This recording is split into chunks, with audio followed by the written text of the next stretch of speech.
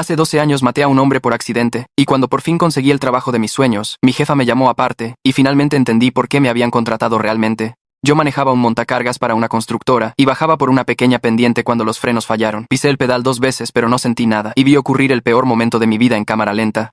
El sonido del impacto es algo que todavía escucho cuando hay demasiado silencio. Mi compañero tenía 43 años y 2 hijos, yo tenía 23, y estaba cubierto de su sangre mientras los paramédicos me sujetaban y me decían que dejara de gritar. Los frenos habían sido reportados como defectuosos 2 veces, pero el corporativo negó las reparaciones ambas veces para ahorrar dinero, pero cuando llegaron los investigadores adivinen de quién era el nombre que aparecía en el reporte del incidente. No era el de los ejecutivos, ni el del gerente de mantenimiento, que ignoró mis solicitudes, era el mío. Mi abogado de oficio parecía medio dormido durante mi juicio, y los abogados de la empresa tenían carpetas llenas de pruebas demostrando que fui negligente. Me senté ahí viendo desaparecer todo mi futuro. Entonces el comandante de policía que llegó primero a la escena subió al estrado, miró al juez y dijo, «Este muchacho hizo todo bien. La corporación le está tendiendo una trampa para que pague los platos rotos y todos lo sabemos». Me dieron 10 años en lugar de 25. Aún así iba a prisión por algo que no fue mi culpa, pero al menos tenía una oportunidad. En mi primer año en el reclusorio terminé la prepa y en el segundo año comencé la licenciatura a distancia por correo. Otros reclusos pensaban que estaba loco, quedándome despierto hasta las 2 de la mañana, llenando cuaderno tras cuaderno con planes para una vida que nadie creía que tendría. Pero al final de mi condena tenía un título en administración y una maestría en contabilidad, ahorré cada peso de los trabajos en prisión, y gasté prácticamente todo en un solo traje azul marino. Las entrevistas de trabajo fueron brutales. La mayoría de los gerentes dejaban de escuchar en cuanto veían el hueco de 10 años en mi historial. Un tipo literalmente se rió y dijo, «No contratamos gente como tú». Sin embargo, seguí adelante. Durante una entrevista el tipo de recursos humanos parecía aburrido y apenas miró mi currículum. Entonces entró una mujer con un saco fino y dijo, «Hola, yo me haré cargo de tu entrevista. Ahora puedes llamarme Rebeca, soy la vicepresidenta de operaciones». Ella realmente leyó mis certificados y me hizo preguntas reales. 2 días después tenía el trabajo. Era contador senior con un sueldo que ni en sueños imaginé.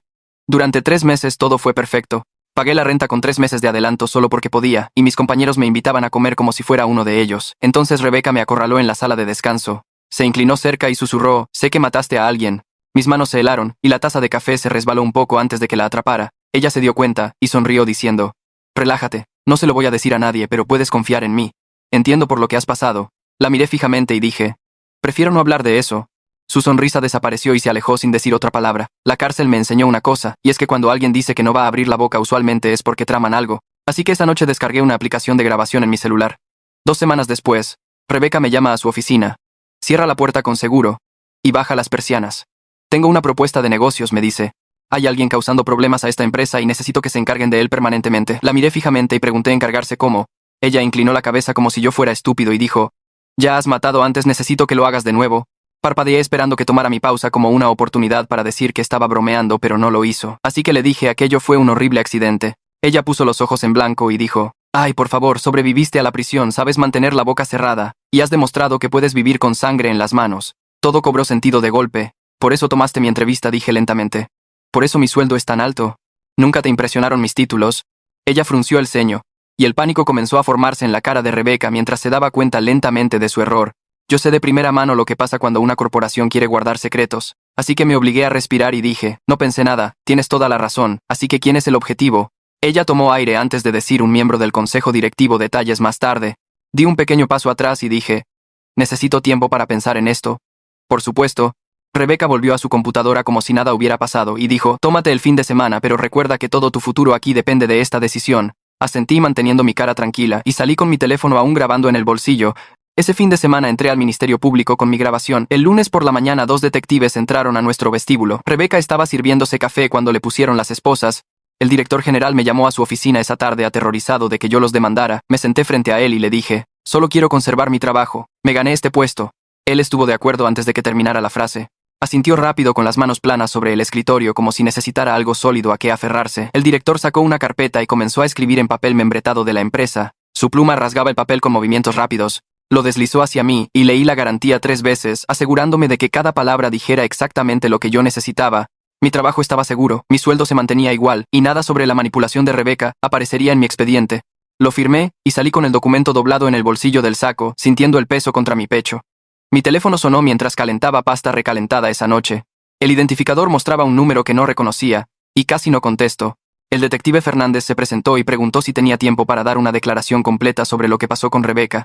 Me senté en la mesa de mi cocina con el teléfono pegado a la oreja, y comencé desde el principio. Me pidió que describiera la entrevista donde Rebeca tomó el control y le conté cómo ella realmente leyó mis documentos, mientras el tipo de recursos humanos se veía aburrido.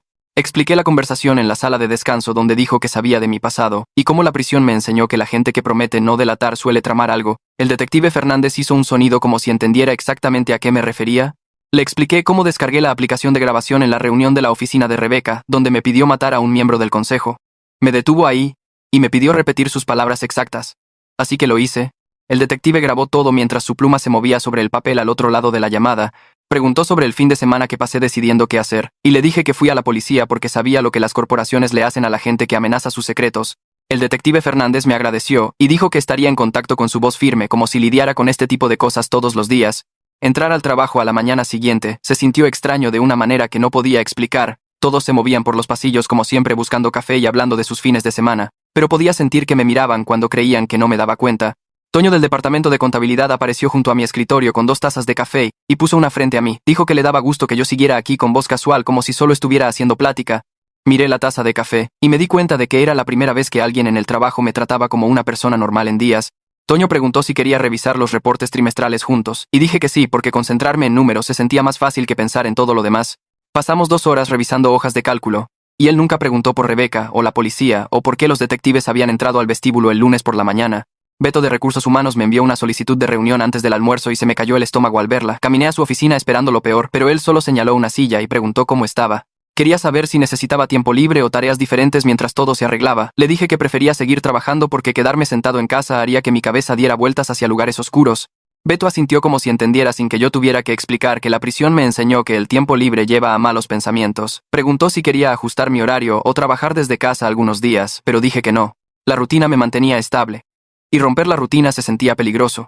Hizo notas en su computadora y me dijo que su puerta estaba abierta si algo cambiaba.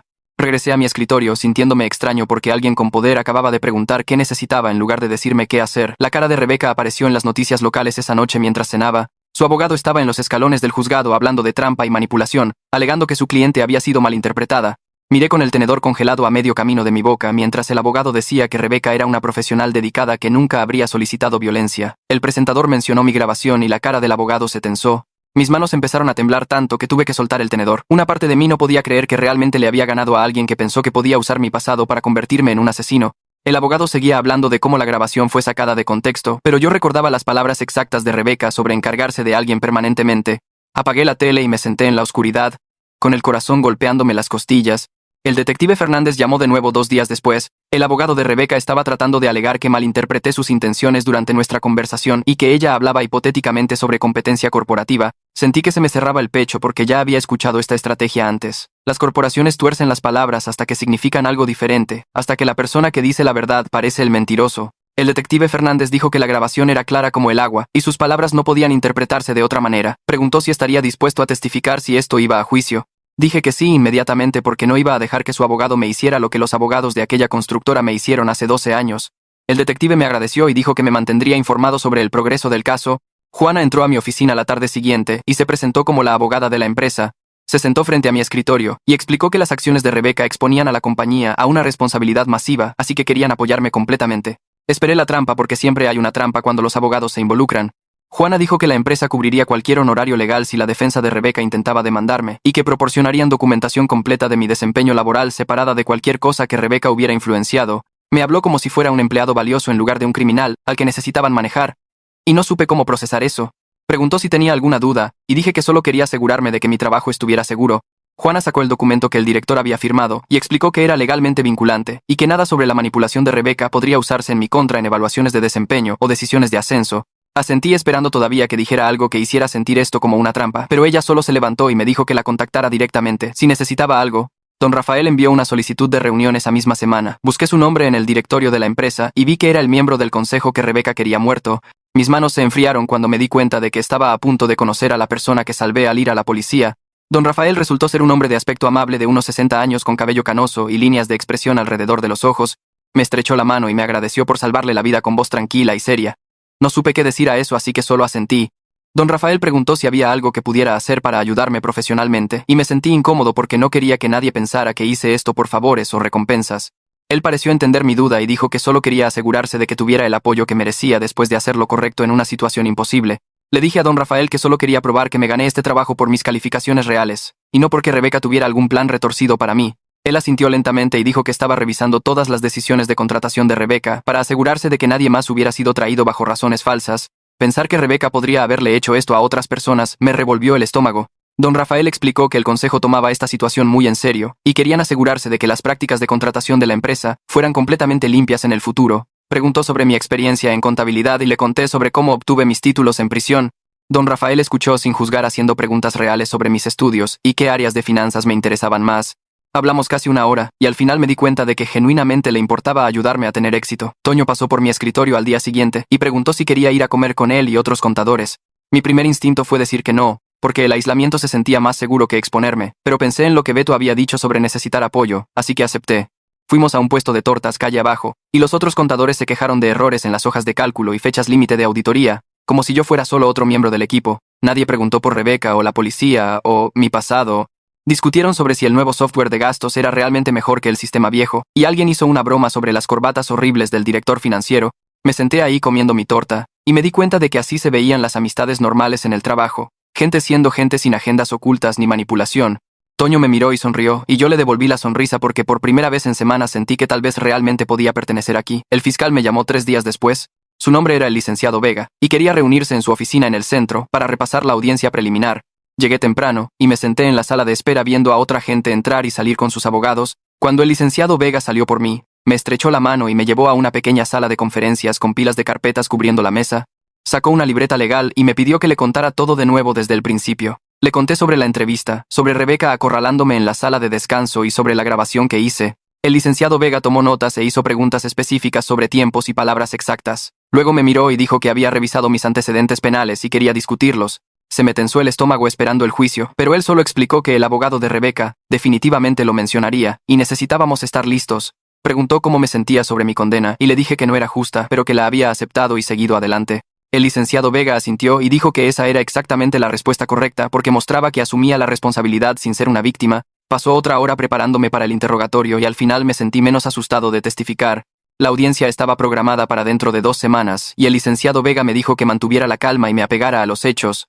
La audiencia preliminar ocurrió un martes por la mañana en una sala de tribunal que olía a madera vieja y cera para pisos. Me senté afuera hasta que me llamaron, y cuando crucé las puertas vi a Rebeca sentada en la mesa de la defensa con un uniforme naranja.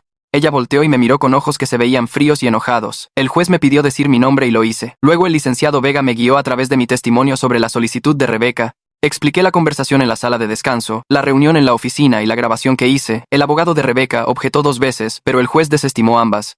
Cuando fue el turno de la defensa preguntaron sobre mi condena por homicidio involuntario e insinuaron que yo era violento e inestable. Mantuve mi voz firme y expliqué que fue un accidente industrial causado por negligencia corporativa.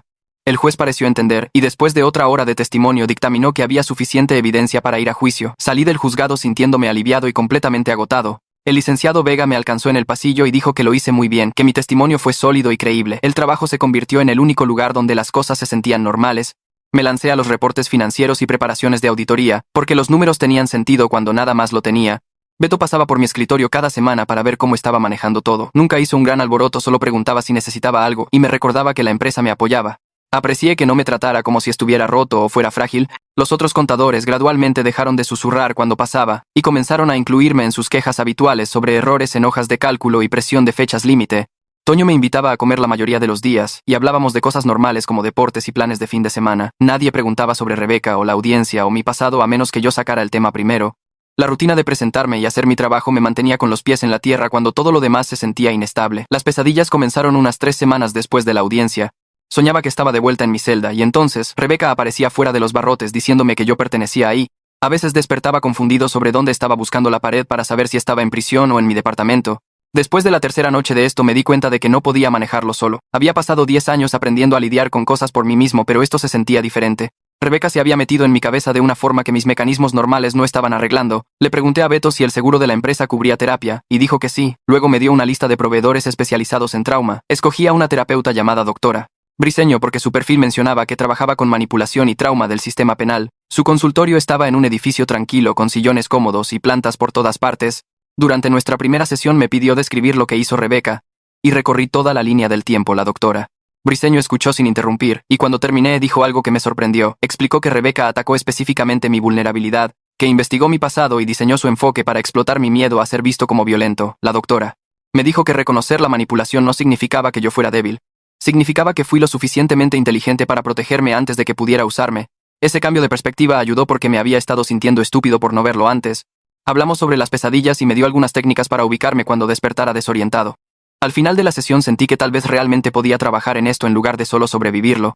El detective Fernández me llamó al trabajo 2 días después. Dijo que el abogado de Rebeca estaba presionando duro por un acuerdo porque la grabación hacía que su caso fuera casi imposible de ganar en juicio.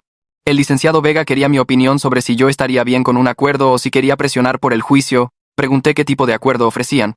Y el detective Fernández dijo, probablemente de 8 a 10 años con posibilidad de libertad condicional. Le dije que necesitaba pensarlo y colgué sintiéndome en conflicto. Una parte de mí quería que esto terminara rápido, pero otra parte quería que Rebeca enfrentara a un jurado y los escuchara decir que era culpable. Llamé al licenciado Vega esa noche desde mi departamento.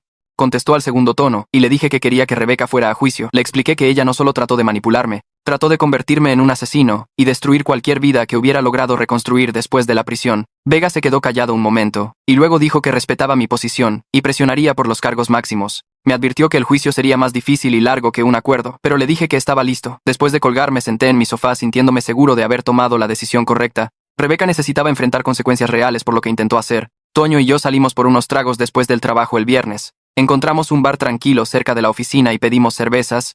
Después de la primera ronda, Toño admitió que había buscado mi caso en internet después de que arrestaron a Rebeca. Se me tensó el pecho esperando que dijera algo juicioso, pero en cambio me contó sobre su tío que cumplió 5 años por posesión de drogas. Toño dijo que su tío salió siendo un mejor hombre que enderezó su vida y ahora dirigía un negocio exitoso de jardinería. Me miró y dijo, a veces el sistema se equivoca, pero lo que importa es lo que haces después. Sentí que algo se aflojaba en mi pecho, sabiendo que no era la única persona en esa mesa que entendía lo que realmente significaba la reinserción. Pedimos otra ronda y hablamos de cosas normales como los partidos de fútbol de sus hijos y mis pésimas elecciones en la quiniela. Don Rafael me buscó en mi escritorio el lunes siguiente por la mañana. Preguntó si tenía unos minutos y lo seguía a una pequeña sala de conferencias. Don Rafael explicó que estaba impresionado con mi trabajo y quería proponerme algo. Dijo que mis habilidades contables eran sólidas, pero entender la toma de decisiones a nivel directivo podría acelerar mi carrera significativamente. Se ofreció a ser mi mentor en estrategia financiera corporativa para enseñarme cómo piensan los ejecutivos sobre la planificación financiera y la gestión de riesgos. Me sentí sospechoso al principio porque cada vez que alguien ofrecía ayudarme había condiciones ocultas. Don Rafael pareció notar mi duda y dijo que solo quería invertir en alguien con potencial sin agendas ocultas. Acepté con cautela y programamos nuestra primera sesión para más tarde esa semana. Las sesiones de mentoría con Don Rafael resultaron ser genuinas. Me traía copias de informes del consejo y me guiaba sobre cómo los ejecutivos analizan los datos financieros de manera diferente a los contadores. Explicó las consideraciones políticas que entran en las decisiones presupuestarias y me enseñó cómo presentar números de manera que contaran una historia convincente. Don Rafael era paciente cuando hacía preguntas básicas y nunca me hizo sentir estúpido por no saber cosas. Después de nuestra tercera sesión comencé a creer que tal vez alguien con poder estaba invirtiendo en mí sin esperar algo corrupto a cambio. Se sentía extraño e incómodo, pero también esperanzador de una manera que no había experimentado antes. Don Rafael mencionó que veía potencial real en mi pensamiento analítico y sugirió que considerara buscar certificaciones adicionales en finanzas corporativas. Por primera vez desde que salí de prisión comencé a pensar en una carrera profesional en lugar de solo sobrevivir día a día. Mi siguiente sesión de terapia con la doctora Briseño fue un miércoles por la tarde. Me siento en su consultorio y me pregunta cómo estoy manejando las cosas en el trabajo. Le digo que sigo esperando a que alguien más revele que tenía malas razones para ayudarme. Ella asiente y escribe algo en su cuaderno. Luego levanta la vista y dice que mi precaución tiene sentido dado lo que Rebeca me hizo, pero señala que no todos son Rebeca. Mi jefe Beto no me ha pedido nada. Don Rafael genuinamente parece disfrutar enseñándome sobre finanzas corporativas. Toño solo quería un amigo que entendiera lo que se siente ser juzgado. La doctora me dice que protegerme es saludable, pero el aislamiento no es lo mismo que la seguridad. Me quedo con eso un minuto porque se siente verdadero de una manera que me incomoda. Me pide pensar en la diferencia entre alguien que se gana mi confianza y alguien que trata de manipularla. Rebeca apresuró la intimidad y creó obligación. La gente que me ayuda ahora solo está siendo decente sin esperar nada a cambio. Salgo de su consultorio sintiendo que tal vez puedo dejar entrar a la gente sin asumir que me lastimarán. La semana siguiente el licenciado Vega llama para decirme que la fecha del juicio de Rebeca se programó para dentro de 4 meses. Me advierte que el equipo de defensa probablemente atacará mis antecedentes durante el testimonio, sacarán mi condena por homicidio involuntario e intentarán hacer creer al jurado que malinterpreté una conversación inocente. Vega pregunta si estoy preparado para ese tipo de interrogatorio. Le digo que lo esperaba desde el principio. Mi historial penal es información pública y los abogados de Rebeca usarán todo lo que puedan encontrar, pero la grabación habla por sí misma. No tengo miedo de defender la verdad. Vega suena satisfecho con mi respuesta, y dice que me mantendrá informado sobre las mociones previas al juicio. Después de colgar me siento firme en lugar de ansioso. Rebeca trató de usar mi pasado como palanca, y le salió el tiro por la culata completamente. Beto convoca a una junta de personal el lunes siguiente para anunciar nuevas políticas de contratación. Explica que la empresa está implementando requisitos de supervisión para todos los puestos de nivel senior. De ahora en adelante varios ejecutivos tienen que aprobar cualquier contratación por encima de cierto rango salarial.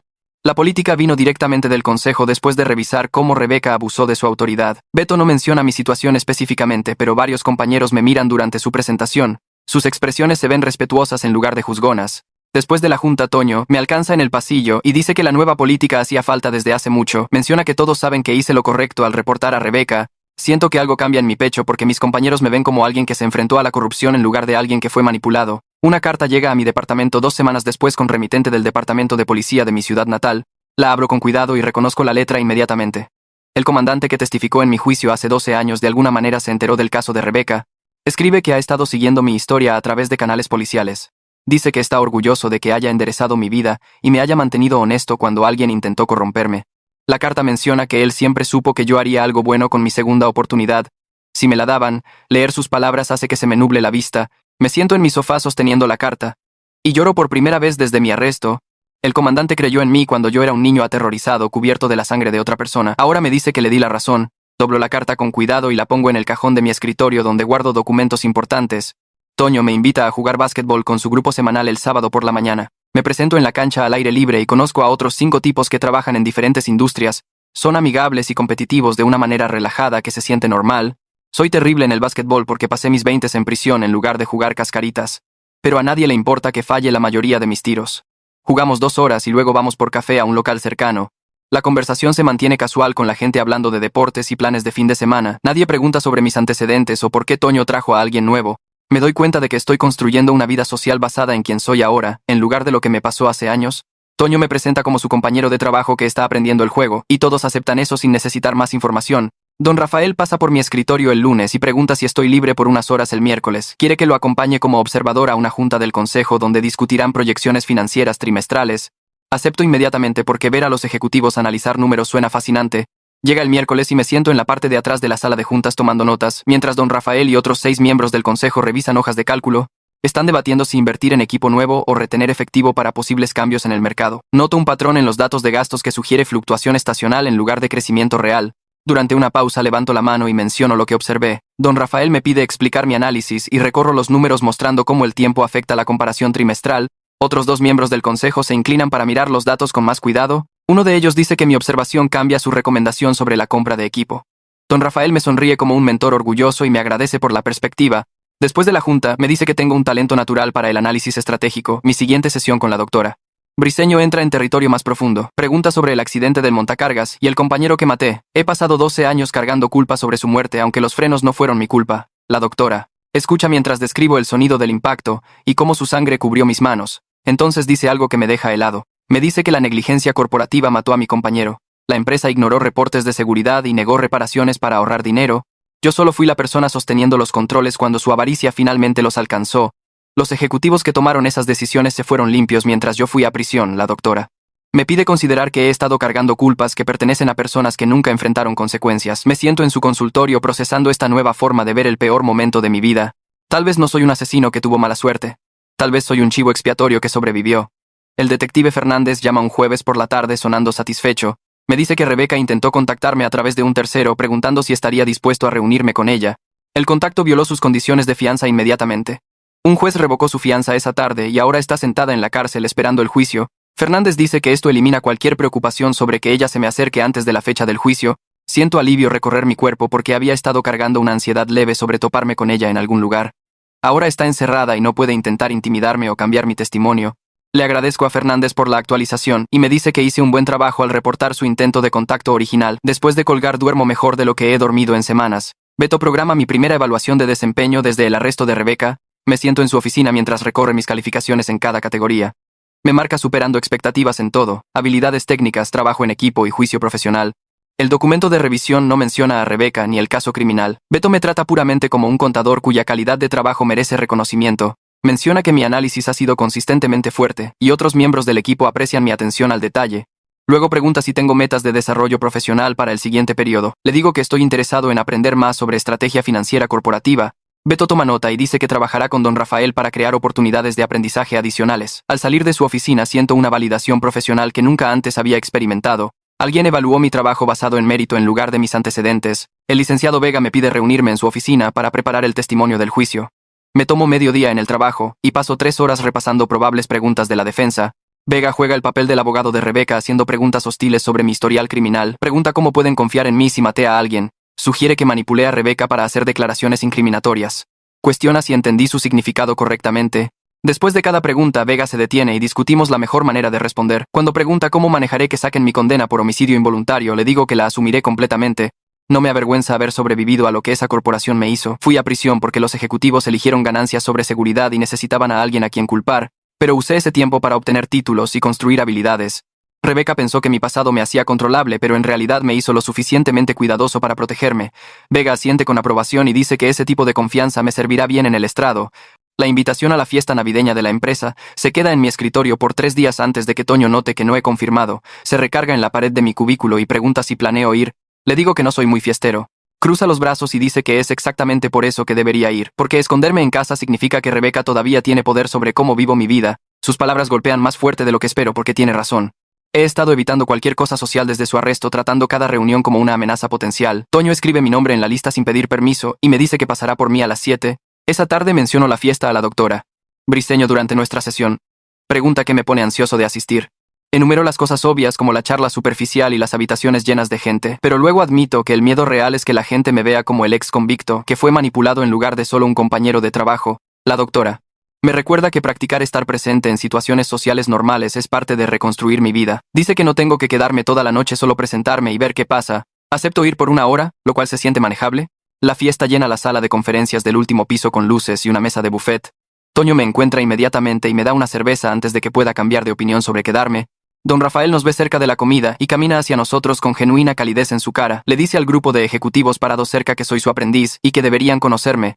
Una mujer del departamento de finanzas pregunta mi opinión sobre el lanzamiento del nuevo software de contabilidad. Le doy mi opinión honesta sobre los problemas de interfaz y ella asiente como si mi perspectiva importara. Otro ejecutivo interviene, preguntando sobre métodos de pronóstico trimestral, y de repente estoy teniendo una conversación profesional real. Nadie menciona a Rebeca o mis antecedentes. Preguntan sobre tendencias de mercado e innovaciones contables como si yo fuera solo otro profesional con ideas valiosas. La conversación fluye naturalmente por 20 minutos antes de que el grupo cambie a discutir sus planes navideños. Parado ahí con mi cerveza, escuchando la charla normal de oficina, me doy cuenta de que algo ha cambiado. Estas personas me ven como un contador senior, no como alguien con antecedentes penales. La diferencia se siente como respirar aire limpio después de años de aguantar la respiración. Toño atrapa mi mirada desde el otro lado de la habitación y sonríe porque sabe exactamente lo que estoy sintiendo. La Navidad se acerca y planeo pasarla solo en mi departamento como he hecho cada año desde la prisión. Toño menciona la celebración de su familia durante el almuerzo y pregunta casualmente qué haré para las fiestas. Le digo que nada especial, saca su teléfono y le escribe a su mamá ahí mismo. Luego me muestra su respuesta invitándome a unirme a ellos. Empiezo a declinar, pero Toño me interrumpe y dice que su tío estuvo preso hace años y siempre trae a un invitado extra que podría necesitar familia durante las fiestas. La invitación no es lástima, es solo lo que hacen. El día de Navidad me presento en casa de los padres de Toño con un pastel comprado y arrepentimiento inmediato por entrometerme. Su mamá abre la puerta y me abraza como si ya fuera familia. La casa huele a carne asada y canela. El tío de Toño me encuentra en la cocina 1 hora después y se presenta. Es mayor con cabello canoso y ojos amables. Menciona que cumplió 8 años por posesión de drogas y pregunta cómo estoy manejando la reinserción. Me sorprende su franqueza, pero también me alivia. Pasamos la siguiente hora hablando de los desafíos de reconstruir después de la prisión. Él entiende la ansiedad constante sobre las verificaciones de antecedentes y la sensación de que siempre estás a un error de perderlo todo. Sentado en la mesa de la familia de Toño más tarde, rodeado de calidez e inclusión genuina. Recuerdo cómo se ven las relaciones saludables. Nadie me trata como un caso de caridad o una historia de advertencia. Solo me tratan como una persona que pertenece a su mesa. La sobrina de Toño me pregunta sobre contabilidad y si es aburrida, le digo que es como resolver rompecabezas con números, y ella parece satisfecha con esa respuesta. Manejando a casa esa noche me doy cuenta de que ya no me siento como la única persona que entiende mi lucha. El juicio de Rebeca comienza la segunda semana de enero en un juzgado del centro. El licenciado Vega me llama la noche anterior para recordarme mantener la calma y apegarme a los hechos. Apenas duermo porque mi cerebro sigue ensayando posibles preguntas. Los escalones del juzgado están resbalosos, y casi me caigo caminando hacia la entrada. Seguridad tarda una eternidad revisando bolsas e identificaciones. La sala del tribunal es más pequeña de lo que esperaba, con bancas de madera vieja y luces fluorescentes. Rebeca se sienta en la mesa de la defensa, en un traje costoso, viéndose tranquila. Su abogada es una mujer de cara afilada en sus 40 que sigue mirándome como si yo ya fuera un problema. Vega me pone en el estrado a media mañana del segundo día. El alguacil me toma juramento y me siento tratando de no temblar. Vega comienza con preguntas básicas sobre mi empleo y cómo conocí a Rebeca, explicó el proceso de entrevista y mis primeros 3 meses en la empresa, luego pregunta sobre la conversación en la sala de descanso. Describo exactamente lo que Rebeca dijo sobre saber que maté a alguien y cómo su tono me hizo sentir incómodo. Vega reproduce la grabación y la sala se queda en silencio escuchando la voz de Rebeca ofreciéndome dinero para encargarme de alguien permanentemente. Cuando termina, Vega pregunta si tuve alguna duda sobre lo que ella quería decir. Digo, no, ella estaba claramente pidiéndome cometer asesinato. La abogada de Rebeca objeta 3 veces durante mi testimonio, pero el juez desestima cada una. Luego viene el contrainterrogatorio. La abogada de Rebeca se levanta y pregunta sobre mi condena por homicidio involuntario. Le digo los hechos básicos sobre el accidente del montacargas. Ella pregunta si tengo historial de violencia. Digo, no, eso fue un accidente laboral causado por negligencia corporativa. Ella sugiere que pude haber malinterpretado las intenciones de Rebeca debido a mi mentalidad criminal. Me mantengo calmado y digo que la grabación habla por sí misma. Ella trata de pintarme como alguien que manipuló la conversación para que sonara incriminatoria. Vega objeta y el juez lo sostiene. La abogada pregunta, ¿por qué grabé la conversación si no planeaba tenderle una trampa a Rebeca? Explico que la prisión me enseñó a protegerme cuando alguien muestra interés sospechoso en mi pasado. El contrainterrogatorio dura 90 minutos, pero mi testimonio se sostiene. Saliendo de la sala me siento firme por primera vez en meses. La fiscalía trae a una experta laboral al día siguiente para testificar sobre reclutamiento depredador y tácticas de manipulación. La experta es una mujer en sus 50s, con el cabello gris recogido apretado. Explica cómo ciertos empleadores atacan específicamente a poblaciones vulnerables, incluyendo exconvictos, porque son más fáciles de manipular y menos propensos a reportar abusos. Vega pregunta si el enfoque de Rebeca encaja en este patrón. La experta recorre cada paso del comportamiento de Rebeca, desde tomar mi entrevista hasta ofrecer un sueldo inflado y usar mi historial criminal. Dice que las tácticas de Rebeca son ejemplos de libro de texto de reclutamiento depredador diseñado para crear ventajas sobre un empleado. La experta explica que la gente con antecedentes penales a menudo siente que le debe lealtad a su empleador más allá de los límites profesionales normales porque las oportunidades de empleo son muy limitadas. Rebeca atacó específicamente mi vulnerabilidad y usó mi historia para crear presión psicológica. Escuchar a la experta validar todo lo que sentí sobre el enfoque de Rebeca hace que se me apriete el pecho. Por meses cuestioné si estaba leyendo demasiado en su comportamiento. Ahora una profesional le dice a un jurado que las acciones de Rebeca siguieron un patrón deliberado de manipulación. La abogada defensora trata de desacreditar las credenciales de la experta, pero ella tiene 20 años de experiencia estudiando explotación laboral. Su testimonio dura toda la tarde, y el jurado toma notas cuidadosas todo el tiempo. Don Rafael sube al estrado el cuarto día viéndose nervioso pero decidido.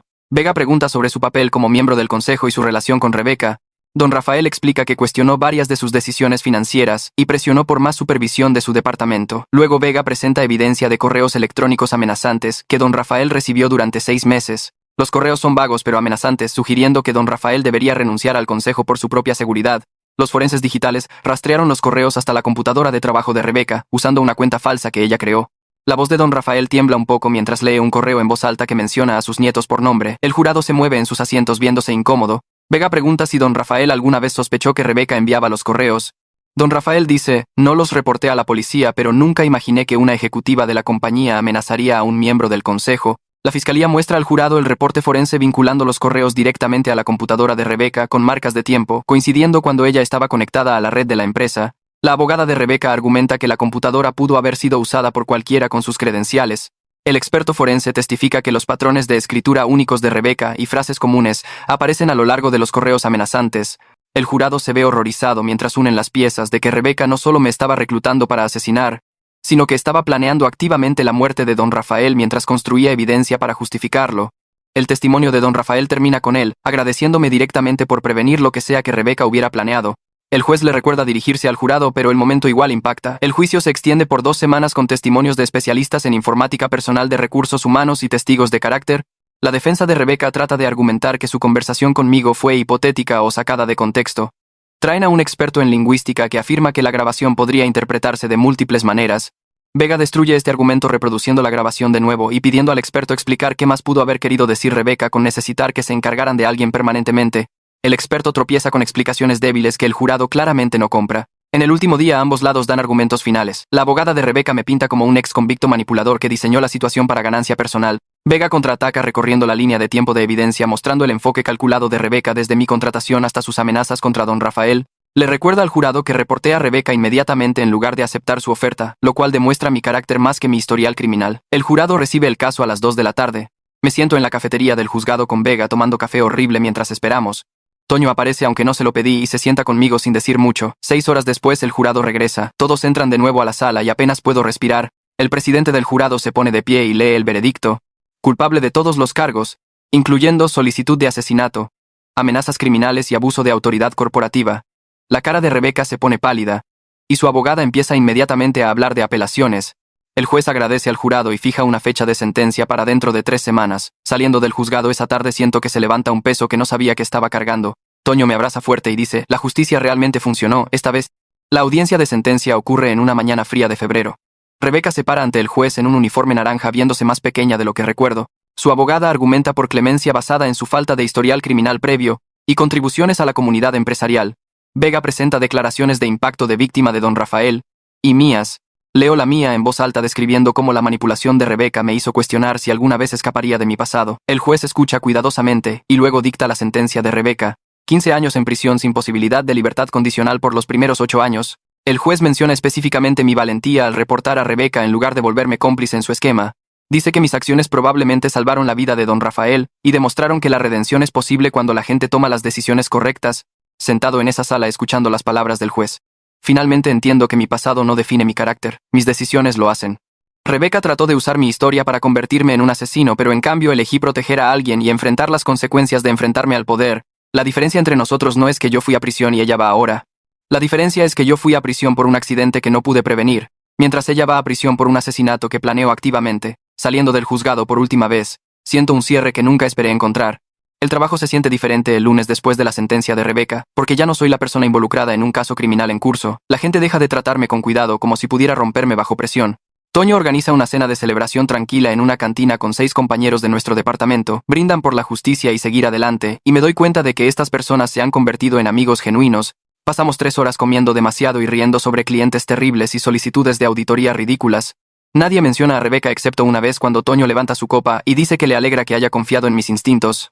La conversación se mueve naturalmente a planes de fin de semana y deportes y chismes de oficina, sentado ahí rodeado de gente que conoce mi historia completa y eligió ser mi amiga. De todos modos siento algo cercano a la paz. La cena termina tarde y todos caminamos al estacionamiento juntos. Toño me da una palmada en el hombro y me dice que está orgulloso de mí, lo cual hace que se me cierre la garganta. Manejando a casa, me doy cuenta de que mi vida se ha expandido más allá del modo de supervivencia, hacia algo que realmente se siente como vivir. Don Rafael me llama a su oficina un jueves por la tarde viéndose complacido. Cierra la puerta y me dice que el consejo se reunió ayer para discutir mi futuro con la empresa. Me preparo para malas noticias por costumbre. En cambio, don Rafael explica que quieren promoverme a analista financiero con un aumento sustancial y responsabilidades expandidas. La posición reporta directamente al director financiero e involucra planificación estratégica en lugar de solo trabajo contable. Don Rafael dice que mi trabajo ha sido excepcional y el consejo quiere invertir en mi crecimiento continuo. Enfatiza que esta promoción se basa puramente en mérito y desempeño, no simpatía u obligación legal. Me siento ahí procesando la oferta porque una parte de mí todavía espera que me quiten las oportunidades. Don Rafael pregunta si estoy interesado y logro decir que sí. Sonríe y dice que la carta de oferta formal llegará la próxima semana, pero quería decírmelo personalmente. Caminando de regreso a mi escritorio siento que finalmente me he ganado algo a través de calificaciones legítimas y trabajo duro en lugar de manipulación o lástima. La promoción significa que estoy construyendo una carrera real con potencial de avance. La gente me verá como un analista financiero subiendo en la empresa, no como un exconvicto que tuvo suerte. Esa distinción importa más de lo que puedo explicar. Mi primera sesión con la doctora Briceño después del juicio se siente diferente porque ya no estamos desmenuzando lo que Rebeca me hizo. Se sienta frente a mí en su oficina tranquila y pregunta qué quiero de mi vida ahora que el caso criminal está cerrado. La pregunta me toma por sorpresa porque he pasado 12 años solo tratando de sobrevivir cada día. Le digo que no sé cómo querer cosas sin sentir que estoy pidiendo demasiado. Ella escribe algo en su cuaderno y me mira con esa expresión calmada que me hace sentir menos estúpido por admitir eso. Explica que la gente que ha pasado por trauma a menudo espera permiso para tener deseos normales como relaciones o éxito profesional o felicidad básica. Me doy cuenta de que es exactamente lo que he estado haciendo desde que salí de prisión. Cada cosa buena que ha pasado se ha sentido como algo que necesito ganar o justificar en lugar de algo que se me permite simplemente tener. La doctora me ayuda a entender que mi historia no necesita aprobar mi futuro. Me pide enlistar 3 cosas que quiero sin explicar por qué las merezco. Me siento ahí luchando con el ejercicio porque mi cerebro automáticamente quiere defender cada deseo. Finalmente logro decir que quiero amistades genuinas, una carrera que me desafíe, y tal vez algún día una relación con alguien que me vea como una persona completa. Ella sonríe y me dice que esas son cosas perfectamente razonables para querer. Saliendo de su oficina, me siento más ligero de alguna manera, como si me hubiera dado permiso para dejar de disculparme por estar vivo. El detective Fernández me envía un correo 2 días después con un mensaje breve que me hace leerlo 3 veces. Me agradece por mi cooperación y valentía a lo largo del caso de Rebecca. Escribe que mi grabación probablemente previno un asesinato, y debería estar orgulloso de confiar en mis instintos cuando alguien trató de manipularme. El correo es profesional pero cálido y menciona que está cerrando su archivo del caso ahora que la apelación de Rebecca fue denegada. Me siento en mi escritorio mirando esas palabras sobre estar orgulloso y confiar en mis instintos. La ley pasó 12 años tratándome como un criminal que necesitaba vigilancia. Ahora un detective me dice que hice algo valiente y correcto. Guardo el correo en una carpeta que probablemente leeré de nuevo cuando necesite el recordatorio de que no soy la persona en la que Rebecca trató de convertirme. Beto de Recursos Humanos pasa por mi escritorio la semana siguiente viéndose un poco nervioso. Pregunta si estaría dispuesto a dejar que la empresa me perfile en su boletín interno como un ejemplo de empleo exitoso de segunda oportunidad. Se me cae el estómago porque lo último que quiero es que todos sepan mi historia completa. Pero Beto explica que quieren resaltar su programa de reinserción, y mi historia demuestra lo que es posible cuando las empresas dan oportunidades genuinas a la gente. Enfatiza que es completamente mi decisión y no incluirán nada que no me sienta cómodo compartiendo. Lo pienso por 2 días antes de aceptar porque tal vez mi experiencia pueda ayudar a otra gente a ser contratada a pesar de tener antecedentes. El boletín sale 3 semanas después con un artículo de buen gusto sobre mi educación en prisión, la lucha de búsqueda de trabajo, y cómo reporté a Rebecca en lugar de volverme cómplice. Mis manos tiemblan cuando lo veo publicado porque ahora todos saben. Pero la respuesta de los colegas me sorprende. La gente pasa por mi escritorio para decir que respetan por lo que he pasado. Toño me trae café y me dice que está impresionado por mis agallas. Incluso gente que apenas conozco envía correos de apoyo. Nadie me trata como un criminal o una víctima. Me tratan como alguien que sobrevivió a algo difícil y salió decente del otro lado. Toño y yo empezamos a salir fuera del trabajo después de eso. Vamos a comer los sábados y vemos partidos de básquetbol en bares deportivos donde nadie sabe de mi pasado. Es fácil estar con él porque no me trata con cuidado ni hace preguntas inquisitivas sobre la prisión. Solo hablamos de cosas normales como árbitros terribles y qué restaurantes tienen las mejores alitas. Un sábado menciona que hay una mujer llamada Sara que trabaja en su edificio de departamentos y es divertida y amable y recientemente soltera. Inmediatamente siento pánico subiendo porque salir con alguien parece imposible cuando tienes que explicar un hueco de 10 años en tu historia. Toño debe ver mi cara cambiar porque rápidamente agrega que Sara sabe sobre segundas oportunidades ya que su hermano estuvo preso por posesión de drogas. No está presionando nada, solo pensó que podría querer conocerla alguna vez. Le digo tal vez, lo cual ambos sabemos, significa que estoy aterrorizado, pero también interesado. 2 semanas después, Toño me invita a una carne asada en su edificio, y Sara está ahí. Tiene esta sonrisa cálida y hace bromas sobre las terribles habilidades de Toño en la parrilla. Terminamos hablando por 1 hora sobre libros y música, y ella no pregunta nada sobre mi historial laboral. Cuando la carne asada termina, me da su número y sugiere café alguna vez. Paso 3 días reuniendo el valor para escribirle, nos vemos en un café tranquilo un domingo por la mañana, y la conversación fluye fácilmente hasta que pregunta qué hacía antes de mi trabajo actual. Mi taza de café se congela a medio camino de mi boca. Podría mentir o desviar el tema, pero la voz de la doctora Briseño está en mi cabeza diciéndome que merezco conexiones honestas. Así que le digo a Sara la verdad sobre el accidente del montacargas y el encubrimiento corporativo y servir 10 años por algo que no fue mi culpa. Ella escucha sin interrumpir su expresión seria pero no juzgona. Cuando termino se queda callada un momento antes de decir todos merecen una segunda oportunidad. Luego pregunta si quiero ir por café de nuevo la próxima semana. El alivio me inunda tan rápido que casi tiro mi taza. No está huyendo ni poniendo excusas para irse. Está pidiendo una segunda cita. Don Rafael continúa guiándome en finanzas corporativas, y descubro que realmente soy bueno en el análisis financiero estratégico. Me enseña cómo leer tendencias de mercado y evaluar oportunidades de inversión. Durante una sesión me guía a través de un análisis de fusión complejo, y detecto un factor de riesgo potencial que él pasó por alto. Don Rafael se ve impresionado y toma nota sobre mi observación. Comienza a darme proyectos más desafiantes que requieren pensamiento más profundo que la contabilidad básica. Una tarde menciona casualmente que casi me río porque eso parece imposible. Pero don Rafael explica que la empresa tiene un programa de asistencia de matrícula y mi desempeño laboral me haría un candidato fuerte. No está bromeando. ¿Está sugiriendo seriamente que podría obtener un posgrado y trabajar en finanzas a nivel ejecutivo? La idea se siente demasiado grande para caber en mi cabeza. Pasé 12 años pensando que tendría suerte de conseguir cualquier trabajo. Ahora alguien habla de que obtenga una maestría y trabaje en estrategia corporativa.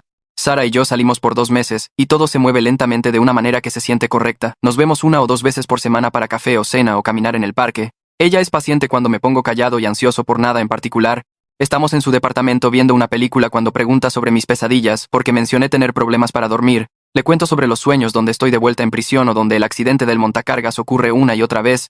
Ella no trata de arreglarlo ni decirme que mejorará. Solo escucha y luego toma mi mano.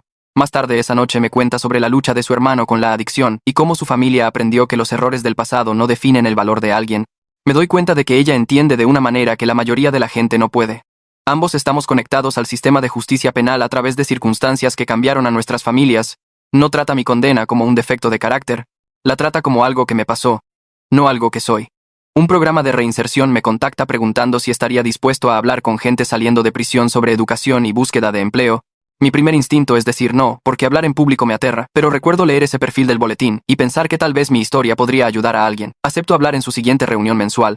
Parado frente a 30 personas que están a punto de ser liberadas, les cuento sobre obtener mi certificado de prepa y títulos a través de cursos por correspondencia. Hablo sobre las entrevistas de trabajo brutales y los rechazos y cómo casi me rendí. Explico cómo reconocí la manipulación de Rebeca porque la prisión me enseñó a vigilar a la gente que quiere usarme. Varios participantes se me acercan después, agradeciéndome por ser honesto sobre lo difícil que es la reinserción. Un tipo me dice que ha estado posponiendo su prepa porque cree que es demasiado viejo para aprender. Le digo que empecé a los 24 y terminé a los 25.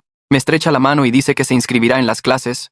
Saliendo de esa reunión, siento que tal vez las peores partes de mi experiencia pueden realmente ayudar a otra gente a sobrevivir las suyas. El comandante que testificó en mi juicio hace 12 años, me llama de la nada un martes por la tarde. Su voz suena más vieja pero la reconozco inmediatamente. Pregunta si lo recuerdo y le digo que nunca olvidaré lo que hizo por mí en ese juzgado.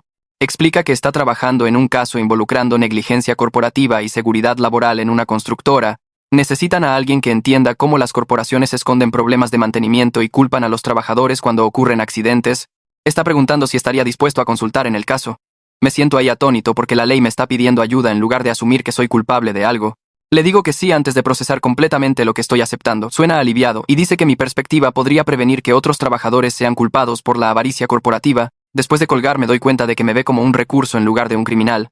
Ese cambio en cómo las figuras de autoridad me ven se siente casi tan significativo como obtener la oferta de trabajo de Rebeca hace todos esos meses. Mi trabajo de consultoría con el comandante involucra revisar bitácoras de mantenimiento y reportes de incidentes de otra constructora.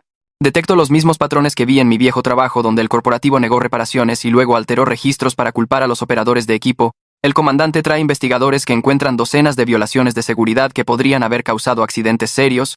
La empresa es multada fuertemente, y varios ejecutivos enfrentan cargos criminales por falsificar documentos de seguridad.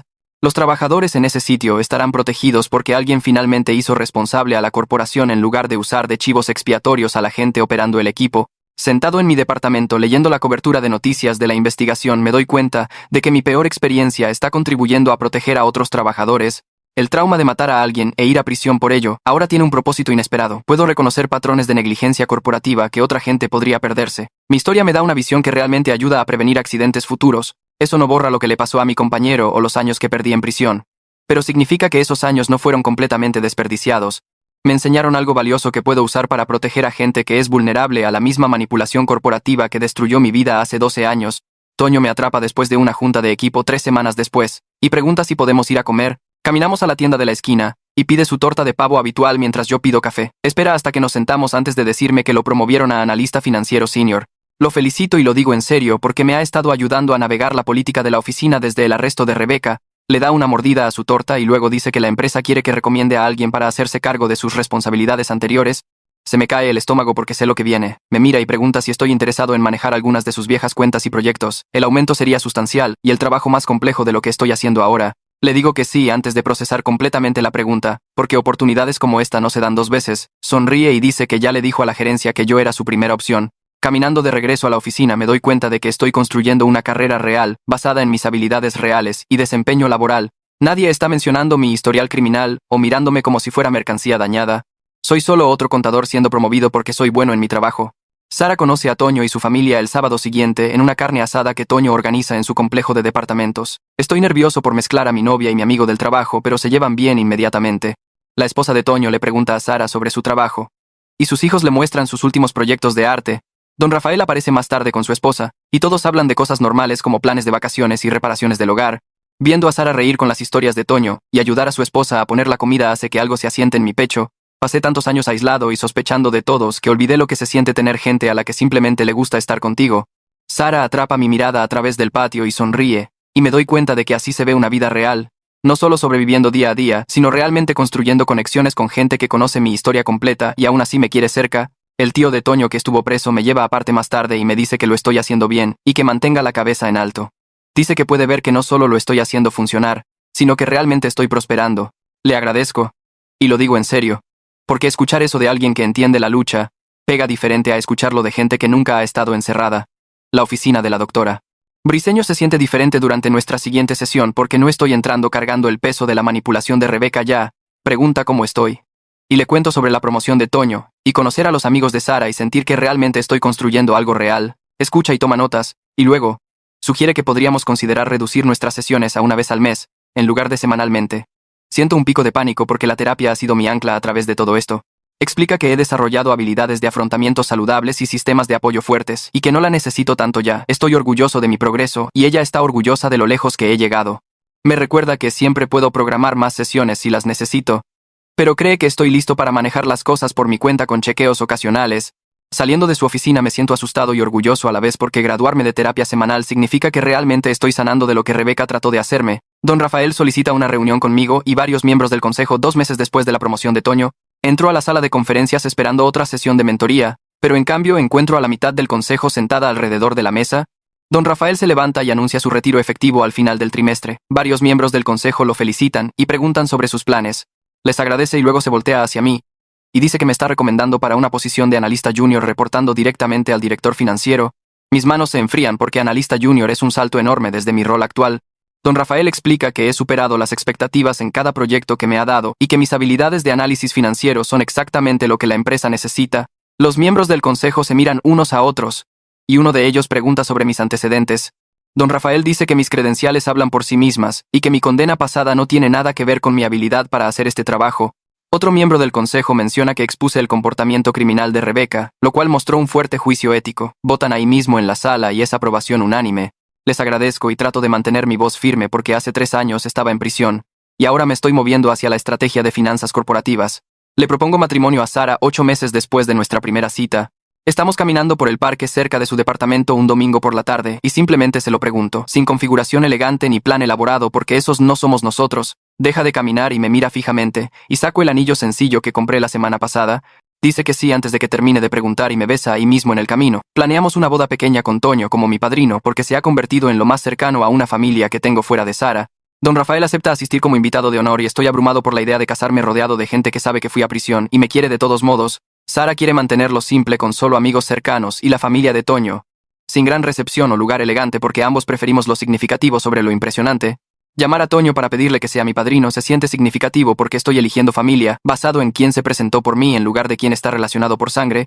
Dice que sí inmediatamente, y bromea que alguien necesita asegurarse de que no huya en el altar. La empresa presenta mi historia en su reporte externo de responsabilidad corporativa 3 meses antes de la boda. Beto pide mi permiso primero, y acepto porque tal vez mi experiencia ayudará a otras empresas a dar a la gente segundas oportunidades reales. El reporte describe mi educación en prisión y mi reinserción exitosa en la fuerza laboral. Menciona el intento de manipulación de Rebeca y cómo lo reporté en lugar de volverme cómplice. Varias otras empresas contactan a nuestro departamento de recursos humanos, preguntando sobre nuestro programa de empleo de reinserción. Beto me dice que están formalizando políticas que ayudé a inspirar solo por ser honesto sobre mis antecedentes y trabajar duro. Leer el reporte publicado se siente surrealista porque las corporaciones usualmente esconden a gente como yo en lugar de presentarnos como historias de éxito. Mis compañeros me felicitan y varios mencionan que no sabían mi historia completa. Nadie me trata diferente después, lo cual me dice que me ven como la persona que soy ahora en lugar de la condena de hace 12 años. El licenciado Vega me llama un jueves por la tarde para decirme que la apelación de Rebeca fue denegada. Servirá su sentencia completa de 15 años sin liberación anticipada. Me siento en mi escritorio procesando esta noticia mientras los compañeros se mueven por la oficina haciendo cosas normales de trabajo. Rebeca trató de manipularme hacia el asesinato y ahora enfrenta consecuencias reales que coinciden con la severidad de lo que intentó. Vega dice que la Corte de Apelaciones no encontró mérito en sus reclamos de trampa o coerción. La grabación que hice fue evidencia clara de solicitud, y su patrón de atacar empleados vulnerables hizo su caso peor. Le agradezco a Vega por llamar, y cuelgo sintiendo algo cercano al cierre. Ella no puede lastimarme ni a nadie más por 15 años, y tal vez para cuando salga entienda que la gente no son herramientas para su uso. Esa noche le cuento a Sara sobre la apelación denegada, y ella toma mi mano y dice que hice lo correcto al reportar a Rebeca en lugar de huir de la situación. Una conferencia de reforma de justicia penal me invita a hablar 6 semanas antes de mi boda. Quieren que hable sobre acceso a educación en prisión y oportunidades de empleo después de la liberación. Me aterra hablar en público. Pero acepto porque tal vez mi historia ayude a cambiar políticas que afectan a miles de personas. Parado en ese escenario mirando a los legisladores y defensores se siente imposible, pero me obligo a hablar sobre obtener mi prepa y títulos mientras estaba encerrado. Explico cómo la educación me dio esperanza cuando no tenía nada más, y cómo mis credenciales abrieron puertas que hubieran permanecido cerradas de otra manera. Varios participantes se me acercan después, agradeciéndome por ser honesto sobre lo difícil que es la reinserción. Un legislador pregunta si estaría dispuesto a consultar en el desarrollo de programas de reinserción, y digo que sí, porque quiero ayudar a crear los sistemas de apoyo que desearía haber tenido. Saliendo de esa conferencia me di cuenta de que mi peor experiencia puede contribuir a proteger a otra gente de las mismas luchas que enfrenté. Sara y yo nos casamos en una ceremonia sencilla en un lugar pequeño con 30 personas que realmente nos importan. Toño se para junto a mí como mi padrino, viéndose orgulloso y un poco emocional. Don Rafael asiste con su esposa y me estrecha la mano antes de que empiece la ceremonia. El comandante que testificó en mi juicio hace 12 años aparece, y casi lloro cuando lo veo. Me dice que sabía que haría algo con mi segunda oportunidad, y que está orgulloso de estar aquí. Sara se ve hermosa en un vestido sencillo y me concentro en su cara mientras decimos nuestros votos. Prometemos apoyarnos mutuamente a través de lo que venga, y digo en serio cada palabra, porque ella vio mi historia completa y me eligió de todos modos. La recepción es solo cena y baile con gente que se ha convertido en familia elegida. Los hijos de Toño corren causando caos, y don Rafael cuenta historias sobre el inicio de su carrera. El comandante me lleva aparte más tarde, y dice que ha visto a mucha gente salir de prisión y la mayoría lucha para reconstruir. Pero yo soy prueba de que las segundas oportunidades funcionan cuando la gente recibe apoyo real. Toño y yo comenzamos un negocio secundario de consultoría 2 semanas después de mi boda. Estamos ayudando a empresas a desarrollar programas éticos de contratación de segunda oportunidad que realmente den oportunidades a la gente en lugar de explotar su desesperación. No estamos tratando de hacernos ricos o construir un imperio, solo queremos ayudar a otra gente a evitar la búsqueda de trabajo brutal que experimenté, donde los gerentes se reían de mi currículum. Nuestro primer cliente es una empresa de manufactura que quiere contratar gente con antecedentes, pero no sabe cómo estructurar su programa. Revisamos sus políticas y sugerimos cambios que protegen tanto a la empresa como a los empleados. Toño maneja el lado de la relación corporativa mientras yo me enfoco en la perspectiva de reinserción porque viví a través de lo que estas políticas ayudan o lastiman. Trabajar en este proyecto se siente significativo de maneras que mi trabajo regular de contabilidad no lo hace porque estamos impactando directamente la habilidad de la gente para reconstruir sus vidas después de la prisión. La fiesta de retiro de don Rafael ocurre 3 semanas después en la sala de conferencias principal de la empresa con comida, que es más agradable que cualquier cosa que comí, mi primer año fuera de prisión. Estrecha manos con todos y hace bromas sobre finalmente tener tiempo para el golf, pero cuando me lleva aparte cerca del final su expresión se pone seria. Me dice que está orgulloso de haber jugado un papel pequeño en mi éxito, y tengo que corregirlo porque su impacto fue enorme, no pequeño. Don Rafael sonríe y dice que está a solo una llamada de distancia si alguna vez necesito consejo, luego me da una tarjeta de presentación con su celular personal escrito al reverso. Salir de esa fiesta se siente agridulce porque ha sido un mentor tan importante. Pero sé que dice en serio lo de mantenerse en contacto. 2 meses después de que don Rafael se retira, Beto me llama a su oficina para discutir una promoción a analista financiero senior con mi propio equipo pequeño de 3 contadores junior. El aumento de sueldo es sustancial, pero lo que importa más es la oportunidad de liderar gente y ayudarlos a crecer. Acepto inmediatamente y paso mi primera semana como líder de equipo revisando su trabajo y aprendiendo sus fortalezas individuales. Uno de ellos es un chico joven llamado Benjas, que sigue disculpándose por errores menores y parece convencido de que no pertenece aquí. Reconozco ese sentimiento instantáneamente porque viví con él por años, así que lo llevo aparte y le digo que todos cometen errores, y su trabajo es realmente sólido. Durante las siguientes semanas me aseguro de guiar a Benjas a través de su síndrome del impostor, mostrándole cómo atrapar errores antes de que se vuelvan problemas y elogiando sus habilidades analíticas cuando hace buen trabajo. Pasar adelante el apoyo que recibí se siente como honrar a todos los que creyeron en mí y ver a Benjas ganar confianza me recuerda cuánto el aliento de don Rafael cambió mi trayectoria. Sara y yo comenzamos a buscar casa 6 meses después de mi promoción porque estamos cansados de rentar y queremos algo que sea realmente nuestro. El proceso de solicitud de hipoteca es abrumador con todo el papeleo y revisiones de crédito, pero el oficial de préstamos nos trata como gente normal en lugar de mirar mis antecedentes con sospecha. Encontramos una casa pequeña de 2 recámaras con un patio que necesita trabajo, y estoy abrumado por la normalidad de comprar muebles y comparar colores de pintura, parado en nuestra sala vacía el día de la mudanza. Pienso en la celda en la que viví por 10 años, y cómo solía soñar con exactamente este tipo de vida ordinaria. Esto es real ahora, no solo una fantasía que tenía mientras otros reclusos me decían que estaba perdiendo mi tiempo planeando un futuro que nunca llegaría. Sara aprieta mi mano y pregunta en qué estoy pensando y le digo que solo estoy feliz, lo cual es cierto, pero no captura cuánto significa este momento para mí. El director del programa de reinserción me llama 2 semanas después de mudarnos y pregunta si estaría dispuesto a unirme a su consejo asesor. Quieren gente con experiencia vivida para ayudar a dar forma a políticas que den a otros segundas oportunidades genuinas. Y acepto inmediatamente porque quiero ayudar a crear los sistemas de apoyo que desearía haber tenido. Mi experiencia tanto con la manipulación corporativa como con el apoyo auténtico me da una visión única sobre lo que realmente ayuda, versus lo que solo suena bien en papel. La primera junta del consejo ocurre un sábado por la mañana, y me siento con trabajadores sociales ex participantes del programa y defensores de políticas, discutiendo todo desde asistencia de vivienda hasta asociaciones con empleadores. Comparto mi perspectiva sobre cómo el acceso a la educación en prisión me dio esperanza y credenciales reales, y varias personas toman notas mientras hablo. Saliendo de esa junta, siento que mi peor experiencia puede contribuir a proteger a otra gente de las mismas luchas que enfrenté, lo cual le da a todo un propósito que nunca esperé. 3 años después del arresto de Rebeca, estoy prosperando profesionalmente con una carrera que construí a través de calificaciones legítimas y trabajo duro en lugar de manipulación o explotación. Toño y yo expandimos nuestro negocio de consultoría, más allá de solo ayudar a empresas a desarrollar programas de contratación de segunda oportunidad, para también entrenar a su personal de recursos humanos sobre cómo apoyar a empleados con historiales criminales. Sara y yo estamos hablando de empezar una familia, lo cual me aterra y emociona en igual medida porque quiero ser el tipo de padre que mi compañero nunca pudo ser para sus hijos. He construido una vida que honra a la persona en la que me convertí en lugar del error que me definió, y algunos días todavía no puedo creer que esta es realmente mi realidad. Una carta llega a mi oficina un martes por la tarde de alguien llamado Jaime que participó en el programa de reinserción en el que hablé el año pasado. Escribe que acaba de conseguir su primer trabajo después de salir trabajando en un almacén con un gerente que le dio una oportunidad real y quería agradecerme por mostrarle que reconstruir es posible. Leyendo sus palabras en mi escritorio, me di cuenta de que mi peor experiencia y el intento de manipulación de Rebeca se convirtieron en la base para ayudar a otros, lo cual le da a todo un significado inesperado que nunca podría haber anticipado. Guardo su carta en el cajón de mi escritorio y la leo cada vez que tengo un día difícil porque me recuerda que sobrevivir no fue suficiente. Tenía que usar lo que sobreviví para ayudar a otra gente a sobrevivir también. Don Rafael me llama un jueves por la noche mientras preparo la cena y me dice que el consejo me está considerando para una posición de nivel directivo en 2 años si continúo mi trayectoria actual.